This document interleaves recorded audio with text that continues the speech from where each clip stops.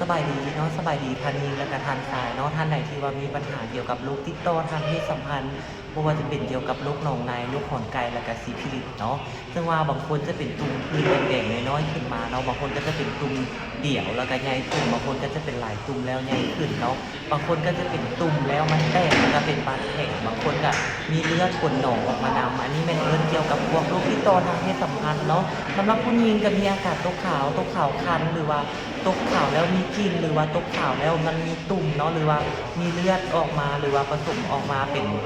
ตกขาวออกเขียวแบบนี้เนาะสำหรับท่านใดที่ว่ามีปัญหาเกี่ยวกับโรคติดต่อทางเพศสัมพันธ์เนาะเพราะว่าจะเกิดจากการมีเพศสัมพันธ์เนาะหรือว่าจะเกิดจากการกลุ่มหรือว่าเลียเนาะอันนี้จะเป็นสามารถติดได้จะเกิดขึ้นตามอวัยวะเพศเนาะหรือว่าตามผิวหนัง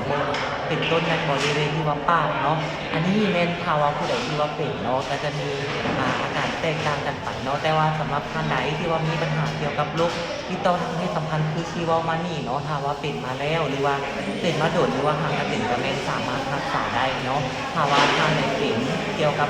โรคติดต่อทางเพศสัมพันธ์ตัวนี้สามารถปรึกษาสอบถามรายละเอียดในการรักษาของเราได้เลยเนาะเพราะว่าเรามีตู้สมุนไพรตู้ PP Happy One ตัวนี้เนาะมาแนะนำให้สำหรับท่านใดที่ว่ามีปัญหาเกี่ยวกับโรคติดต่อทางเพศสัมพันธ์ตัวนี้เนาะถ้าว่าท่านใดเปลี่ยนแล้วสามารถสอบถามกับเราได้เลยที่เบอร์594ตัว121เนาะหรือว่าอินบ็อกซ์หาเราทางเพจได้เลยเนาะถ้ามีตู้สมุนไพรตู้ PP Happy One ตัวนี้มา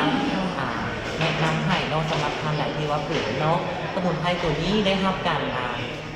ขึ้นทะเบียนเป็นออยลาวเป็นที่เรียบร้อยแล้วเนาะทางด้านหน้าจะเป็นคือเก่าแต่ว่าทางด้านหลังจะเป็นสลากออยลาวเนาะมีเลขจดทะเบียนเลขที่ออยลาวอยู่บนนี้เนาะสามารถสอบถามรายละเอียดกับเราเพิ่มเติมได้เลยเนาะ